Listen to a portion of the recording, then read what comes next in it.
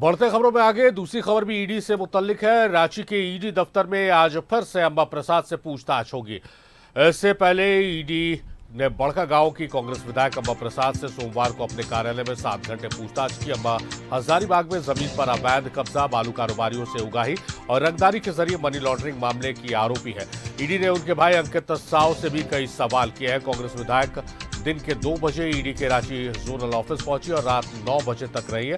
Agency ने अंबा प्रसाद के जब्त सारे मोबाइल का डाटा रिट्रीव कराया है। ईडी दफ्तर के बाहर अंबा प्रसाद ने कहा कि ईडी ने ज्यादातर सवाल उन इलेक्ट्रॉनिक उपकरणों से लिए हैं जो उनसे जब्त किए गए थे।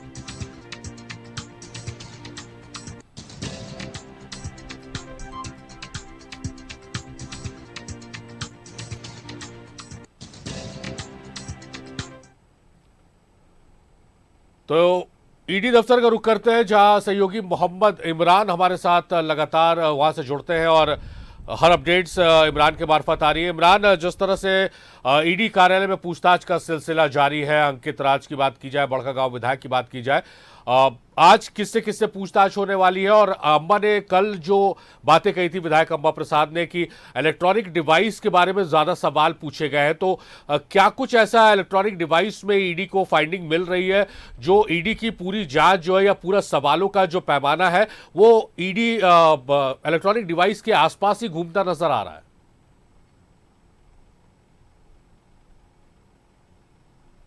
याद होगा कि आज से ठीक लगभग 1 महीने पहले मतलब 12 मार्च के आसपास जो है जिस तरह से ईडी ने लगभग अंबा प्रसाद, योगेंद्र साव, उनके चाचा, बड़कागांव के विधायक अंबा प्रसाद, उनके भाई, शायद तकरीबन 20 लोगों के ठिकाने पर छापेमारी की थी। और इस छापेमारी के क्रम में कई दस्तावेजों को जब्त किया गया था, कई डिजिटल डॉक्यूमेंट्स जब्त किए गए थे, जिसमें कई तरह के ट्रांजेक्शन्स और कई तरह की जो डिटेल्स है वो ईडी को प्राप्त हुए थे। अब इन सब बातों को लेकर के ईडी ने जहाँ पिछले दिनों योगेंद्र साव से लगभग 3 दिनों तक पूछताछ की, उनसे लगातार पूछताछ के क्रम में कई पुराने केसेस के बारे में जानकारी हासिल की। इसके अलावा अवैध बालू उठाव के साथ साथ जमीन में जबरन कब्जा के साथ साथ कई अलग अलग तरह के मामले, जिसमें रंगदारी और फिरौती जैसे मामले भी शामिल है संगठन के नाम पर। इस तरह के तकरीबन आधा दर्जन मामलों की जांच ईडी कर रही थी। तो इन सब के बीच जो है अंबा प्रसाद के यहाँ से जब छापेमारी की गई थी तो उस वक्त ईडी के द्वारा जो जानकारी दी गई, जो सूत्र ने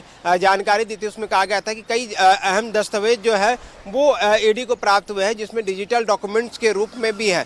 कई व्हाट्सएप चैट्स और अलग अलग तरह के जो डिटेल्स है वो ईडी को प्राप्त हुए हैं, जिसमें ट्रांजैक्शंस भी एक अहम कड़ी है। तैसे में इन तमाम चीज़ों को खंगालने के लिए अंबा प्रसाद को पहले सम्मन दिया गया। सम्मन के जरिए जब अंबा प्रसाद ईडी दफ्तर पहले सम्मन पर नहीं पहुंचे तो उसके बाद स्वास्थ्य का हवाला देकर के समय ली गई और फिर 8 तारीख यानी कि कल की तारीख में अंबा प्रसाद को बुलाया गया। तकरीबन दोपहर के 2 बजे अंबा प्रसाद उस वक्त ईडी दफ्तर पहुंची थी और ईडी दफ्तर पहुंचने के बाद रात के तकरीबन 8-9 बजे के आसपास वो ईडी दफ्तर से बाहर निकली।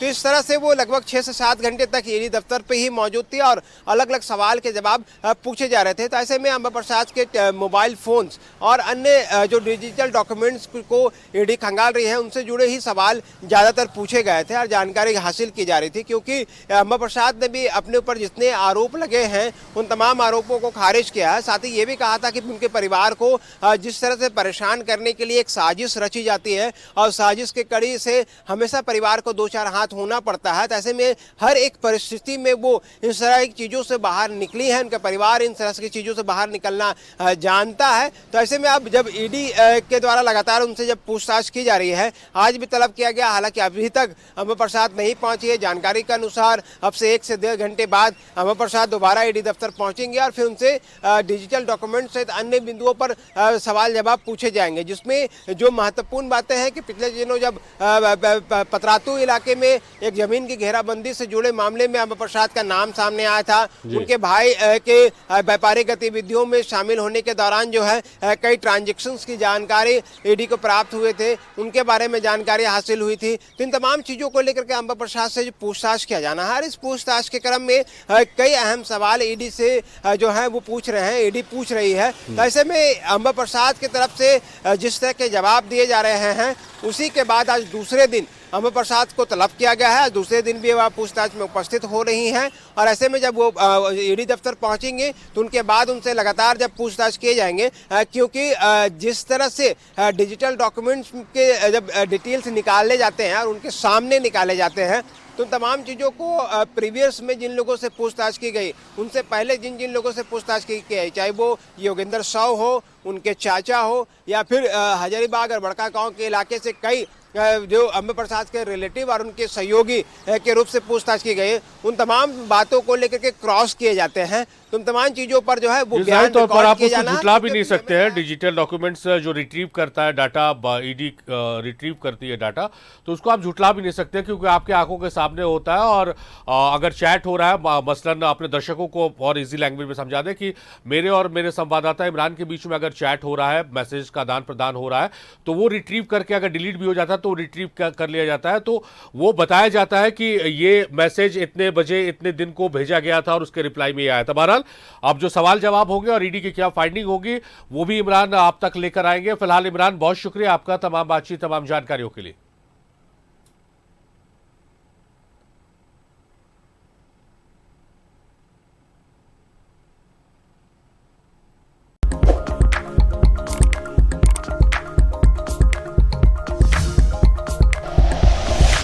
Like and share videos, subscribe करें हमारा चैनल और प्रेस करें बेल आइकॉन। न्यूज़ 11 भारत, सच है तो दिखेगा।